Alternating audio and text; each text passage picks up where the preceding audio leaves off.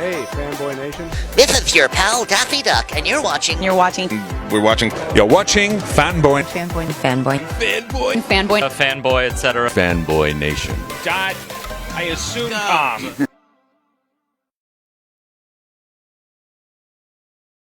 All right, Fumiko Whitney, how are you today? It's a great pleasure to chat with you. Hi, Robert. Thank you for having me. Listen, I love the bunk beds in the background. You know, I know. you got everything going for you. Are you on a tour bus? No, I'm actually at my parents' home right now. I just flew out to LA to go to the Newport Film Festival where the road dance is screening. So I said to Brandon before, I was like, is this a weird background? It's just bunk beds. No, it's awesome. Well, welcome to Newport Beach. I will be at the festival as well. Remind everybody when the screening is. Oh, nice. Thank you. Yeah, it's this Sunday, October 16th at 2 p.m. at the Starlight Triangle Cinemas Theater in Newport. Yeah, it's a fun theater. I've been going there since I was a kid. It's always a good time to go to the Newport Beach Film Festival. This is my 10th year covering it, so I think you're going to have a great time. Wow, this is my first time going. I'm so excited. One of my best friends is from Balboa, and so I in college used to go there all the time. So I'm really excited to go back. Listen, I think there's going to be a party on Sunday. Is it not Sunday, but Saturday, right? Saturday, yeah. Saturday is going to be at Jaguar, and then Monday is going to be at Times. So if you stick around the weekend down here in Newport, you'll have a good time with everybody. Nice. Yeah, I think I'll see you then. I'm planning on going Saturday night, so I will hopefully see you there. Well, I will definitely see you on Saturday night. So fill us in on the road dance film thread. Our friends over there have talked about it being pure drama and a cinematic journey. So that's high praise right there for you. Thanks. Yeah, I'm really happy with how it's been received so far. We're really fortunate. We did a cinematic release in the UK, and it's gotten high praise. And obviously, as an actor, that's just more so my love for the people who worked on this film, from Richie Adams to Petra, Hermione, Will. I'm really pleased with how people are receiving it. So I hope to keep getting high praise in the US and to keep getting to screen it. So we're excited. Well, we want an expanded release. Yeah. So not just the film festival circuit. We want more for you. Yeah, that's our hope. We're hoping to do, some form of US release and nationwide. And so I definitely will, for people listening or watching, I definitely will be posting about it on my social media and anything that comes our way. So stay tuned. So fill us in on how this period piece came about, the backstory. Let people get a sneak peek of what's coming at Newport this weekend. Yeah, so the Road Dance, it is a World War I period drama piece that takes place in the Isle of Lewis, which I did not know this, so I'll just explain. It's in the Outer Hebrides of Scotland, which are the islands just north of Scotland. Very harsh weather, very, very small island, hardly touched, basically. There's like the tiniest little town. And our piece takes place in the Yarn and Black House villages during the early 1900s. And it sort of follows the journey of this young girl, Kristy Macleod, played by Hermione Corfield, and sort of what ensues after a tragedy happens the night before the boys go off to war during the road dance. And I won't give too much away, but I will say you can expect to see some heartbreak. You can expect to see a first love. You can expect to see the bond between a mother and daughter and through sisters, and sort of the strength that lies within this small community. So it's not a rom-com, apparently. It is not. Yeah. No, sometimes you need these heavy movies, and they only really work in period pieces. I don't think we could pull off a story like this in modern times.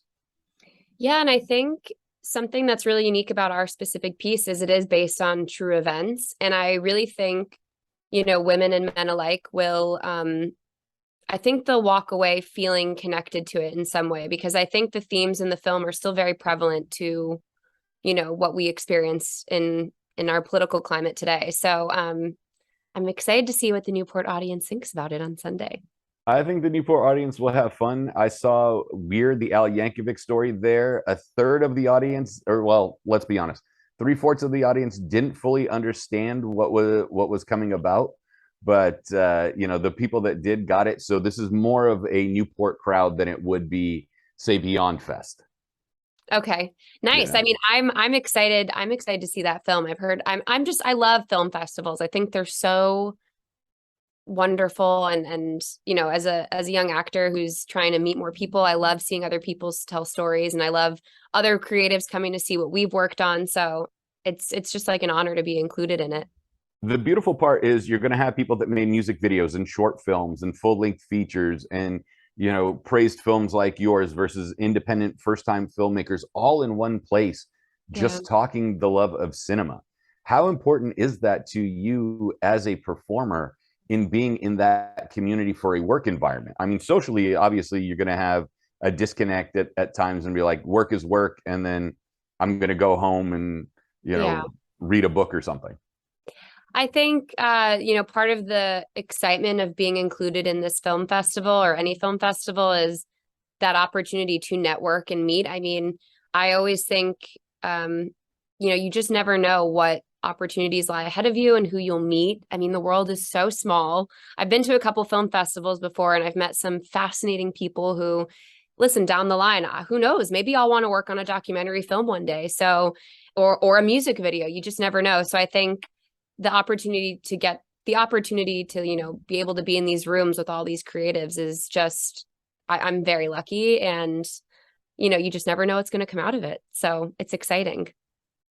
When working on this film, was this shot in the region of Scotland that you mentioned, or was it shot somewhere else, Hollywood magic type stuff? So this was like a low budget indie, and we actually filmed in the height of the pandemic, October, November of 2020, on the Isle of Lewis, in the Outer Hebrides. And the majority of our film, I would say, of the 6 weeks we shot, 5 of those weeks was spent on location in this preserved Yarn and Blackhouse village, which still exists. And typically it's a museum that tourists come because they are preserved villages from the early 1900s. But we were given permission to film there, and it was incredible. I mean, talk about stepping into character. I don't think anything could have helped us more than actually getting to film where these people were portraying would have lived. And I would say there was 1 week where we filmed on a studio lot, but it was still in Scotland, in Stornoway. And when it's on location and you get to feel the impact of what's going on and the gravity of the story itself, how much more significant is that to you as a performer than sitting there and just being on a sound stage or a green screen or anything of that sort? Yeah, I think it's actually a rarity that you get to film on location. And so I, for one, just sort of cherish those moments. I mean, definitely there's a lot more hardships on the technical end that comes with filming on location. Specifically in our film, people will notice, the weather's all over the place. There were days where we would joke, we'd get 6 seasons in one day. Hail, snow, rain, sleet, you name it, sunshine, thunderstorms within one day. And so you're kind of at the mercy of the weather and when you film on location. And so that definitely slowed us down a couple times, but also it kind of added to the movie magic. I think part of the reason I got into this is it's so fun to just be outside in the pouring rain and, put on not even put on a performance, but just really get to act alongside your comrades. And yeah, I think it adds a little bit more of that cinematic magic when you get to be on location outside filming. Yeah. And take us a little bit into Annie's background. I know you're playing Annie Macleod, which automatically takes me to Highlander. It's just like, oh, she's a Macleod. She's in Scotland. Like, first thing I think is Christopher Lambert and Highlander with that classic film. But obviously there's no relation to that. But fill us in on Annie, the character herself. Yeah, there's definitely a lot of Macleods in Scotland. Don't know if there's any relation there, but Annie Macleod, so she's the youngest in the Macleod family. And when I first was getting ready for this role, obviously I had a dialect coach, Elspeth Brody, who was fantastic. And I studied with an acting coach, Natalie. And I would say with those two women, the three of us sort of came up with, who is Annie? What is her core role to the film? And I would say Annie is the anchor. She is not one of many words. She does not speak as much, but she is sort of the quiet strength throughout the film that I think hopefully the audience will take away, that there is this strength in being the younger sister who really is the glue that holds the family together. So it was really fun. I think a challenge at times, but I wouldn't change it for the world.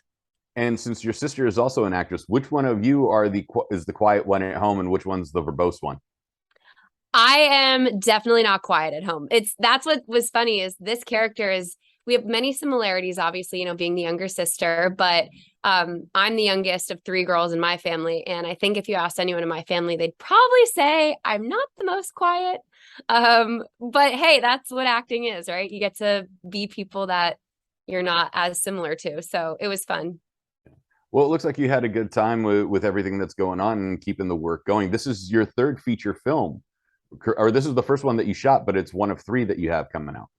Yes, so I have this was actually the first film. I shot this in 2020 and I have two thriller horror features coming out, Snow Valley and Cabin Girl. And I also have a rom-com coming out with Harry Connick Jr., The Islander. So yeah, I'm super excited for this next year to see what happens. Well, I mean, if you're going to be in a rom-com with anybody, it's got to be Harry Connick Jr. Yeah. He's amazing. I'm very excited for that film to come out as well. I presume he sings in the movie at some point. He does, yes. Okay. He has some original music in the film that you can look out for, and we filmed it in Cyprus. It is a Cypriot-based film, and I can't give too much away, but I will say this: getting to sing alongside Harry Connick Jr. is definitely something I never dreamed I'd have the opportunity to do.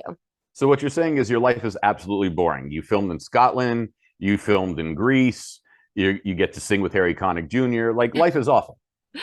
Yeah, no complaints here. Just hoping that people, enjoy these movies and that I get to continue working. So, when you're an actress, your sister's an actress, you guys obviously have your own schedules, although you do have one movie together. mm-hmm. What's it like for your parents to watch you perform? Because do they have like normal jobs, or are they in the industry? So it's funny. My mother, actually, my sister and I both got involved, later in life, but we fell in love with the arts very early on because our mother, who went by Elizabeth Reiko Kubota as her stage name, she was an actress. So growing up, we had the arts constantly surrounded in our lives. But funnily enough, my mom, she did not want either of us to be an actress. It's a tough career. And I think she really wanted us to go to school, have a normal childhood, get an education.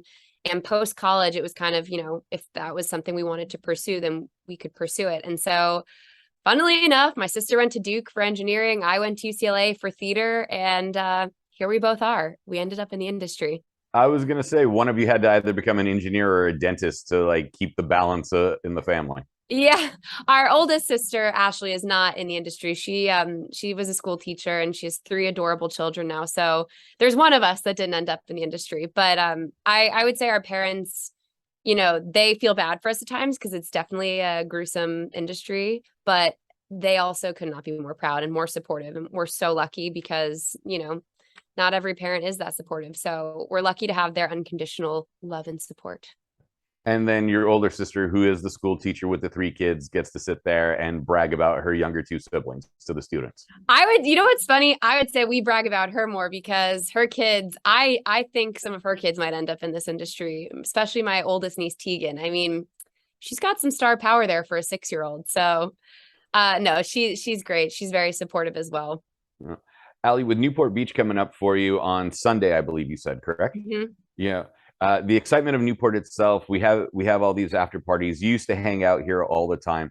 What is it like going from a patron in Newport Beach to now being recognized by the film festival in its 23rd year? Well, I would definitely say everything that has happened this past year, I couldn't have asked for, something better. This is literally all I kind of would like to do is create art and get to share it with people. And specifically what's so special about Newport is I have family and friends who have never seen me perform in a film, and they're going to get to come out and see it at the festival. So I would say it's incredibly special, specifically to be here in LA and to be at the Newport Film Festival. So it's really just all kind of dreams coming true.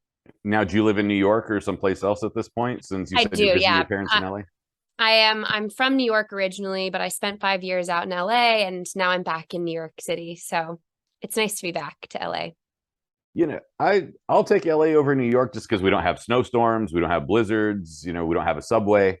Like Yeah, I am scared of the notion of a subway because of all the earthquakes that we've had over the years out here. I'm So, sure. yeah, I don't want to be stuck in a tube underground and like the whole world is shaking. But they don't have to worry about that in New York besides a blizzard. Yeah, it's, they both cities, I always say you can't compare. Oftentimes people say, which do you prefer, LA, New York? I honestly feel like you can't compare. They're so different. First off, LA is massive. And for me personally, the draw to New York was my love for theater and my family's there. But also I like the idea of being able to just wake up and walk anywhere. It's nice, but you definitely cannot beat the weather in LA. That every time I come back, I'm like, ugh, why'd I ever leave? Well, you're always welcome back, and apparently your parents have quite enough space for you. Oh yes, I'll be here. If I'm in LA, I'll be here. So You have a choice of one of four bunks. You can just rotate throughout the week. yes, exactly. Ali, where can we find you on social media if we want to connect with you? Yeah, the best way to keep up with me is on Instagram. It's my name, Ali Fumiko Whitney. I try to be as, up to date with what the projects I'm working on and, cinema releases. So definitely check me out and reach out if you see the film. I'd love to hear what you think. And again, it is at Newport Beach Film Festival at the Triangle on Sunday, October 16th. Something you got to check out. It's a great time. Come out to Newport Beach. Meet Ali on Saturday if you come to the after party at Jaguar in Newport Beach. And just check out a film that's worth watching, especially these period pieces that really connect on a more individual level. Before I let you go, real quick, the romantic aspect of it, first love, lost love, all this. How do you draw on that from personal life? Because there's method acting, then there's like you turn it off the minute the camera stops rolling when they call cut. Like, who are you as a performer in that regard? Because some people either have to stay in character the whole shoot or can turn the light switch on and off. Yeah, I think, well, so, Kirsty and Murdo's love story throughout, it was really beautiful to watch on screen, but also off screen. All of the, actors, I would say, the younger cast members, for five of us, it was our first time ever doing a feature film. And I would say we really bonded heavily. And, this was in the midst of the pandemic. We'd been used to being in a bubble, isolated. So being able to be in this new bubble where we have, six new friends was really exciting. And I think we did tend to all stay in character. Like I definitely stayed in my accent every day on set. But I would say our friendships off screen, and the chemistry that we all had off screen really helped us when, they'd call action. So hopefully if you come see it, you'll see that chemistry come to life. And I'm really excited for people to see Will and Hermione just absolutely bring tears to people's eyes. So, Well, congratulations again, and I will see you this weekend. yes, thank you so much. Take care. You too. Bye-bye. Bye.